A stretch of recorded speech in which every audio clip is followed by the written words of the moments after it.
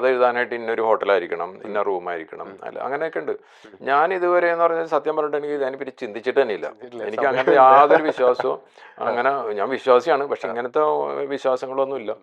പക്ഷേ ഇത് ഈ പറയുന്ന ഇതിന്റെ പുറകെ പോയേക്കണ ആൾക്കാർക്ക് എന്ന് പറഞ്ഞിട്ടുണ്ടെങ്കിൽ ആ രീതിയിലുള്ള നല്ല അനുഭവങ്ങളോ അല്ലെങ്കിൽ മോശപ്പെട്ട അനുഭവങ്ങളോ ഉണ്ടായിട്ടുണ്ടാവായിരിക്കാം ആ കാലഘട്ടത്തിൽ. അപ്പോൾ അതുകൊണ്ടായിരിക്കും അവർ പോയേക്കണത്. എനിക്കിപ്പോൾ നാളെ അങ്ങനെ ഏതെങ്കിലും രീതിയിൽ വന്നു കഴിഞ്ഞാൽ ചിലപ്പോൾ ഞാനും പോകാം. പക്ഷെ ഇതുവരെയായിട്ട് അങ്ങനെ അതിനെപ്പറ്റി ചിന്തിച്ചിട്ടില്ല സത്യം പറഞ്ഞിട്ട്.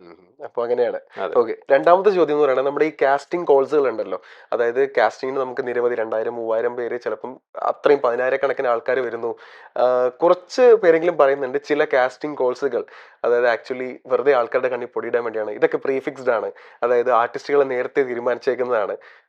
ഈ കാസ്റ്റിംഗ് കോച്ച് വെറുതെ അതിന്റെ ഒരു പബ്ലിസിറ്റിക്ക് വേണ്ടിയിട്ടും ആൾക്കാരുടെ ഒരു കണ്ണി പൊടിയിടാൻ വേണ്ടിയിട്ട് ചെയ്യുന്ന ഒരു സെറ്റപ്പാണ്. ഇതിൽ സത്യമുണ്ടോ ശരിക്കും? അല്ല, ഇപ്പൊ എനിക്ക് പറയാമെന്ന് പറഞ്ഞാൽ നമ്മളുടെ ഇതിന് ഈ കാവ്യ ഫിലിംസിൻ്റെയാണ്. നമ്മൾ പല സിനിമക്ക് വേണ്ടിയും ചെയ്തിട്ടുണ്ട്. നമ്മളൊരു ചിലപ്പോൾ ഏതെങ്കിലും ഒരു ഏജിലുള്ള ചിലപ്പോൾ ഏതെങ്കിലും ഇതായിരിക്കാം. അതായത് നമ്മളിപ്പോൾ ഈ ഒരു ഫ്രഷ് ഫേസ് വേണമെന്ന് തോന്നുന്ന സമയത്ത് മാത്രമൊക്കെയാണ് നമ്മളത് ചെയ്തേക്കണം.